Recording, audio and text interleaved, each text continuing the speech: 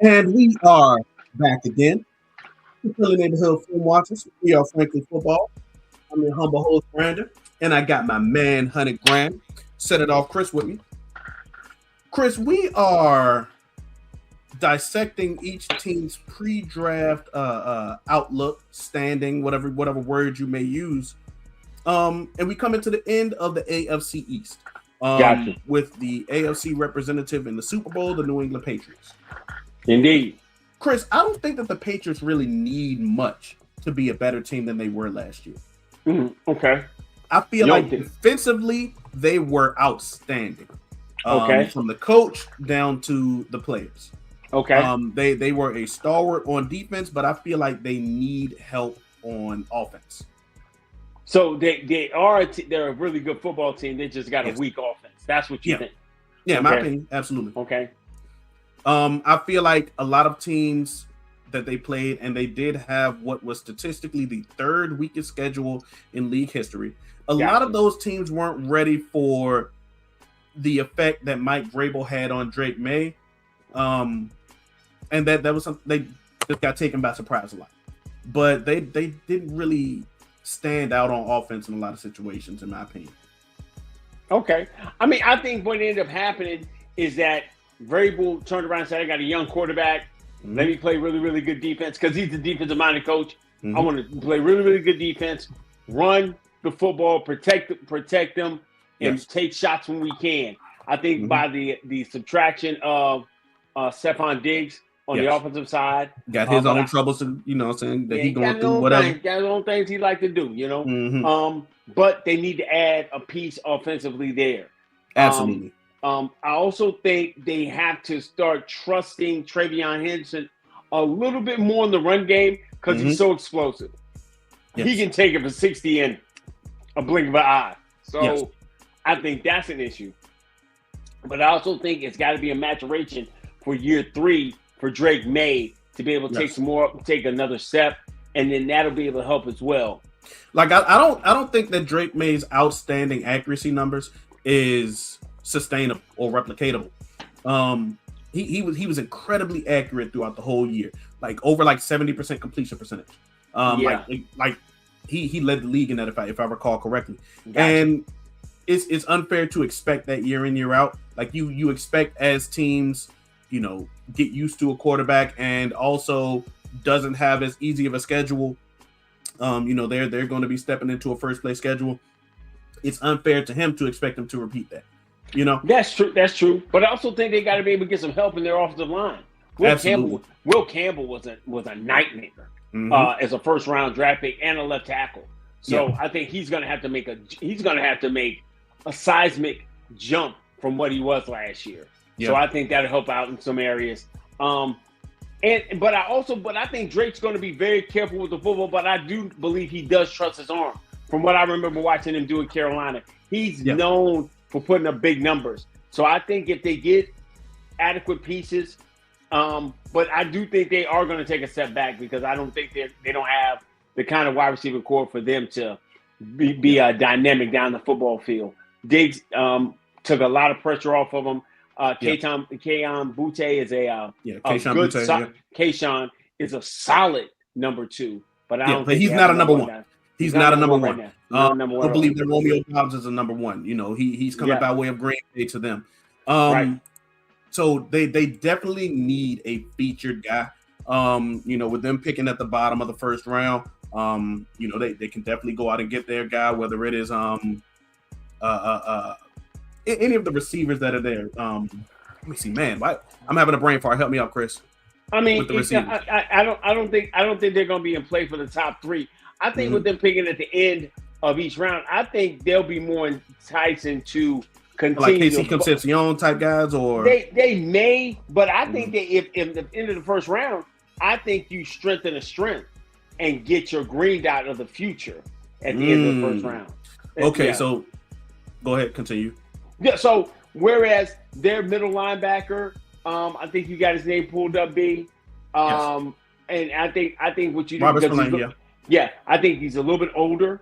So I think he's a little long in the tooth. I think he's going into year 9 or something like that. Right. I think you go get your middle linebacker of the future. You can go get like a CJ Allen or Anthony Hill. Go CJ Allen, Anthony Hill, and go get one of those guys like that. Get a Jacob Rodriguez, because if you like him for what he can do for kind of playing behind a really good defensive line, and just go pick and choose the spots to be able to do that. I think you go get that guy, get him ready, and plug him in as your green dot and go forward and strengthen that defense. That's an interesting thought process, Chris. There's a clear need at receiver, sure, but you have a coach. The defensive side of the ball is his specialty. You have a lot of talent on the defensive side of the ball. True. So do you think that guys struggle? Like, do you think that they struggle to put up points like they did last year? If you choose to invest that 31st overall pick on that defensive side of the ball, because they're picking at the bottom of every round, or you might as well say the bottom. They're picking the 31st at every single round. So they're picking 31, they're picking 63, they're picking 95. Right. So go get the top second round pick at 31. Sure. Go get the top third pick in those rounds, and go bolster the strengths where you can. And get amazing value at those spots right there. Are you doing your quarterback a disservice by not replacing the weapon that he lost and upgrading the offense? I don't think you do him a dis. I think you do him a disservice by not using the weapons you have. I think Travion Henderson is an amazing weapon. So I think you can be able to help him, and by giving him the ball more, and that helps your quarterback as well. You already got a steady tight end group, so go use those pieces as well. I do think I like Hunter Henry. I think that Hunter Henry is a very good receiving tight end. He might be their best receiving threat on that offense right now. I like Romeo Doubs as a number 2. I like Keisha Boutte as a number 2. Mac Hollins is a cool number 3. None of those guys, in my opinion, are number 1 receivers. They aren't featured guys. Right. So yeah, it might have to be some more Travion Henderson. He was really good in college. I think that Ramondre Stevenson kind of was like I'm not going to call him a progress stopper, but Ramondre Stevenson did better for his job than Travion Henderson was allowed to take over. You know what I'm saying? Right. I think they trusted him far more than they should have, and just put that on the young guy and let him go there. That's not even to say that Stevenson had a better year.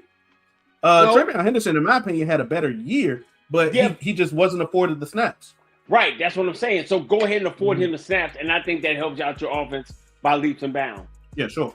Absolutely. If I had to really highlight the Patriots needs, they could probably use a tackle, they could probably use a linebacker, and they could use a receiver for sure. They're a team that's just like the Bills, where I don't think that they need much. You need some guy to help out your quarterback, protect your quarterback a little better, and maybe one piece on defense. And then I think that they can continue to be a good team, because I think that they're really well coached. Mike Vrabel, in his first year as a head coach, showed that he could connect with and elevate that defense on all levels. And that might come from him being coached by Bill Belichick. He's a former Patriot. And he's a player for that organization.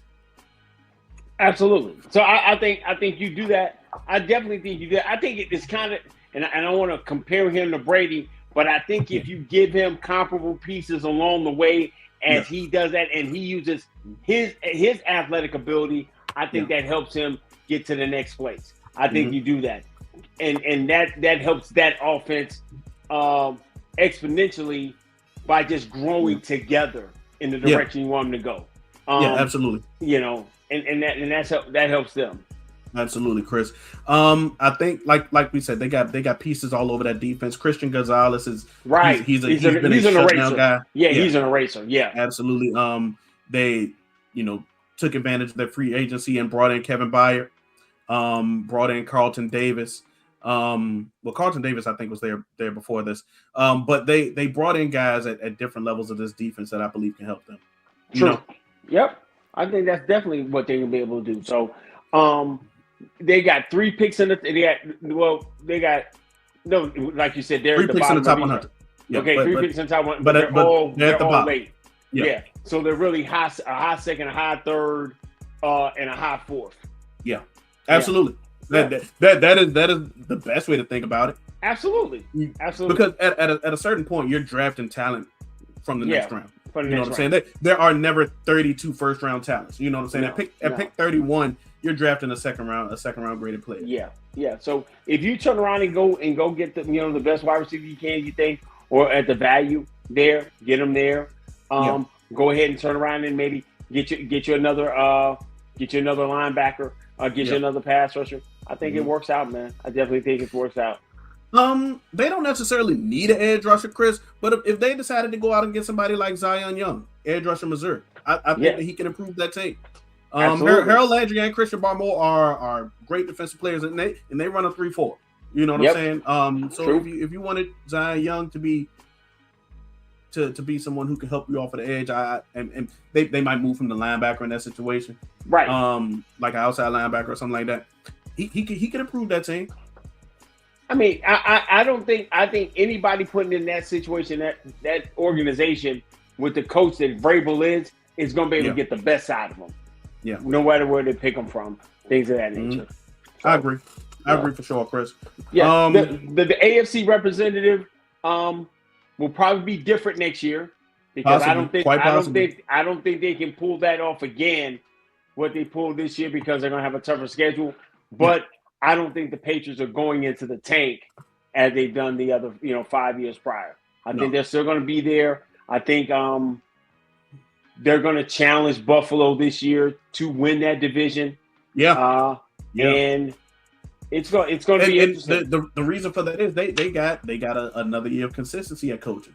Buffalo has Joe Brady. He's a new head coach there. You know what I'm saying? So that can give them a leg up. That can make them push for that division title. True. So let's just kind of play the wait and see game with everything. But I think the Patriots are in prime position to become a consistent playoff team inside the AFC.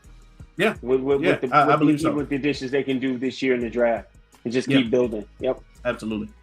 Anything else about New England before we close out, Chris?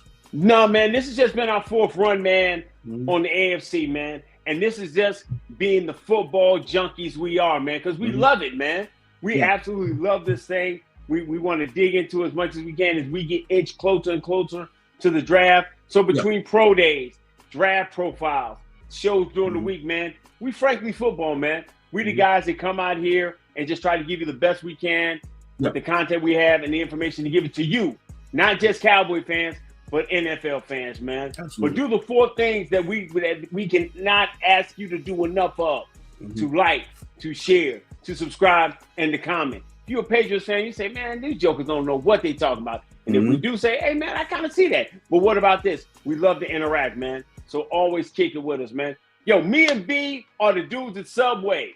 All right? I'm in the back cutting up the meat. B out there being a sandwich artist, man. And we're going to serve you up the best football content we got, man, because together we are frankly football. So until next time.